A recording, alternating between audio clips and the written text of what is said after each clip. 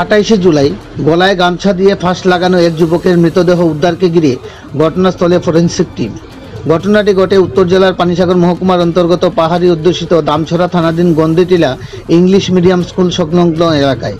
ঘটনার বিবরণে জানা যায় যে দামছড়া নরেন্দ্রনগর গ্রামের 1 নং ওয়ার্ডের বাসিন্দা তথা পেশায় ড্রোজার চালক চন্দ্রকিশোর সিনহা বয়স 37 বছর, পিতা চন্দ্রহাস সিনহা সকাল আনুমানিক 6টা নাগাদ নিজ বাড়ি থেকে বেরিয়ে আর বাড়ি ফিরেনি।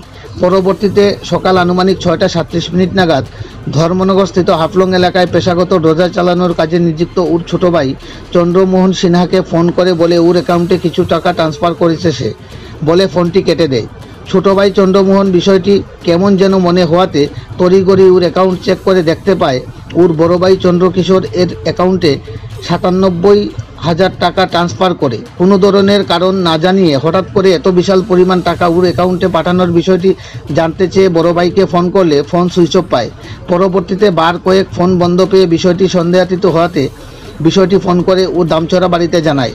বাড়ির লোকজন খবর পেয়ে দেখতে পায় চন্দ্রকিশোর বাড়িতে টেবিলের উপর বাইকের চাবি রেখে বাড়িতে বাইক রেখে পায়ে হেঁটে বেরিয়ে যায়। এতে সন্দেহ আরও ঘনীভূত হওয়াতে পরিবারের লোকজন এদিক ওদিক ছুটতে থাকে। সকাল থেকে দুপুর গনিয়ে এলে চন্দ্রকিশোরের ফোন বন্ধ পেয়ে ঘটনাটি সন্দেহজনক বলে আশপাশ এলাকার জঙ্গলে খোঁজাখুঁজি চলাকালীন সময়ে দুপুর আনুমানিক 2টা 30 মিনিট নাগাদ দামছড়া গন্দিটিলা ইংলিশ মিডিয়াম স্কুল সংলগ্ন উড়ই ক্রয় করা জায়গাতে একটি গাছের নিচে গলায় গামছা দিয়ে ফাঁস লাগানো অবস্থায় পড়ে থাকতে দেখতে ওর বোন জামাই সমীচন সিনহা। পরবর্তীতে পরিবারের লোকজন খবর পেয়ে ঘটনাস্থলে পৌঁছায় এবং দামছড়া থানায় খবর পাঠায়। ঘটনাস্থলে ছুটে আসে দামছড়া থানার পুলিশ। মৃতদেহের পড়ে থাকার ধরন দেখে প্রথমে বিষয়টি সন্দেহজনক হওয়াতে ধারণা করা হয় কেউ বা কারা হয়তো বা তাকে পরিকল্পিতভাবে খুন করে এমনভাবে ফেলে রেখেছে। বিষয়টি সন্দেহজনক হওয়াতে পরিবার পরিজনদের সন্দেহ হওয়াতে খবর পাঠানো হয় ফরেনসিক বিশেষজ্ঞদের। ফরেনসিক টিম এসে বিষয়টি খতিয়ে দেখে ফাঁস লাগানো গাছের ডালটি সরু হওয়াতে মৃত শরীরের ভার সইতে না পেরে ডালটি ভেঙে গামছার বাঁধন ফসকে গিয়ে ঝুলন্ত মৃতদেহ মাটিতে পড়ে যায়। ঘটনার খবর পেয়ে ঘটনাস্থলে ছুটে যায় মহকুমা পুলিশ আধিকারিক সৌম্যদেব বর্মা সহ দামছড়া থানার ওসি সহ বিশাল পুলিশ বাহিনী। পরবর্তীতে রাত্রিতেই মৃতদেহ ময়নাতদন্তের জন্য নিয়ে যাওয়া হয় পানিসাগর মহকুমা হাসপাতালের মর্গে। আজ 29 জুলাই দুপুর 2টা নাগাদ ময়নাতদন্ত শেষে মৃতদেহ তুলে দেওয়া হয় পরিবার পরিজনদের হাতে। পরবর্তীতে মৃতদেহ সৎকারের জন্য নিয়ে যাওয়া হয় পানিসাগর বৈদ্যুতিক শ্মশানঘাটে। পরিবারের লোকজনেরা জানায় বাইক সহ বাইকের চাবি এবং বিশাল পরিমাণ টাকা ভাইয়ের অ্যাকাউন্টে ট্রান্সফার করে মোবাইল বন্ধ করাতে ওর মৃত্যু স্বাভাবিক বলে মেনে নেয় পরিবারের লোকজন। যদিও মৃত যুবকের মোবাইল ফোন সূত্র ধরে মৃত্যুর আসল রহস্য উন্মোচনে দামছড়া পুলিশ জোর তল্লাশি চালিয়ে যাবেন বলে জানিয়েছেন। এলাকার শান্ত স্বভাবের চন্দ্রকিশোরের আকস্মিকভাবে মৃত্যুতে দামছড়া এলাকা জুড়ে শোকের ছায়া নেমে আসে। পানিসাগর প্রতিনিধি রিপোর্ট, শ্যামলী ত্রিপুরা। কি নাম আপনার? চন্দ্রমোহন। বাড়ি কোন জায়গাতে? দামছড়া নরেন্দ্রনগর। কত নম্বর ওয়ার্ড? 1 নম্বর ওয়ার্ড। যিনি গতকালকে গলায় ফাঁস লাগিয়ে মারা গিয়েছে আপনার কি হয়? আমার বড় ভাই। কি নাম ছিল? চন্দ্রকিশোর সিনহা। কখন কিভাবে ঘটলো ঘটনাটি? এই সকালে বার হয়েছে, বার হইয়া মর্নিংয়ে কইয়া বার হয়েছে।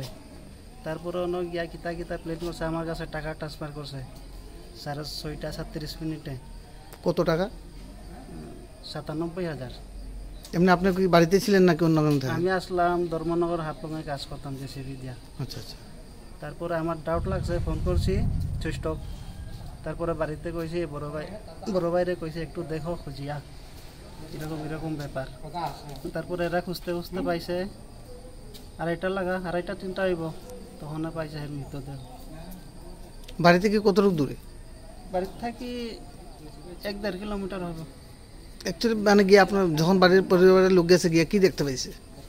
গিয়া তো লাশ দেখতে পাইছে আমার জাইবু আর কাকার তো ভাই। কি এখানে কি গলায় ফাঁস লাগিয়ে মারা গিয়েছে নাকি অন্য কোনোভাবে? তো আর গলায় ফাঁস লাগছে আর গামছা রসি সিরিয়ান নিচে পড়া অবস্থায় আসলো।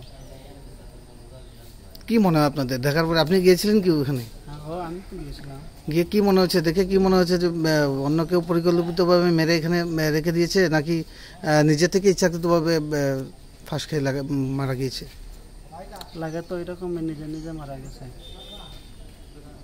এমনি পরিবারে কি কোনো ঝগড়াঝাটি বা কোনো অশান্তি ছিল আপনাদের? না, এরকম কোনো সমস্যা নাই।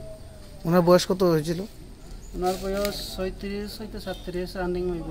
কেউ কোনো বিয়ে শাদী করেছে না করেনি? না, বিয়া হয়েছে না। কী কারণে হতে পারে বলে আপনার মনে হয়? যেহেতু টাকা পয়সা সব কিছু আপনার অ্যাকাউন্টে ট্রান্সফার করে দিয়ে মোবাইল বন্ধ করেছে, তো আমরা মেনে নিতে পারি যে এটা হয়তো স্বাভাবিকভাবেই মৃত্যু হয়েছে ওর। কী কারণ হতে পারে বলে মনে হয় আপনার? এটা তো কিচ্ছু বলতে পারবো না, কিচ্ছু শেয়ারই করছে না, কি তা কইতাম। একটু চাপা প্রকৃতি ছিল না? হ্যাঁ একটু চাপা মাইন্ডের মানুষ ছিল। হ্যাঁ হ্যাঁ হ্যাঁ, কিচ্ছু শেয়ার টেয়ার করতো না। এই নিয়ে কি আপনারা দামছড়া থানাকে জানিয়েছিলেন? হ্যাঁ হ্যাঁ, তো পরবর্তীতে পানিসাগর কটার সময় আপনার মৃতদেহ নিয়ে আসলেন? 5টা 5:30টার সময় আনছি। আমরা জানতে পেরেছি যে ওখানে একটা ফরেন্সিক টিম নাকি গিয়েছিল। হ্যাঁ, একটা তো হেরাত তো গিয়েছিল। কি কারণে ফরেন্সিক টিম কি কারণে গেল, কি মনে হয় আপনার?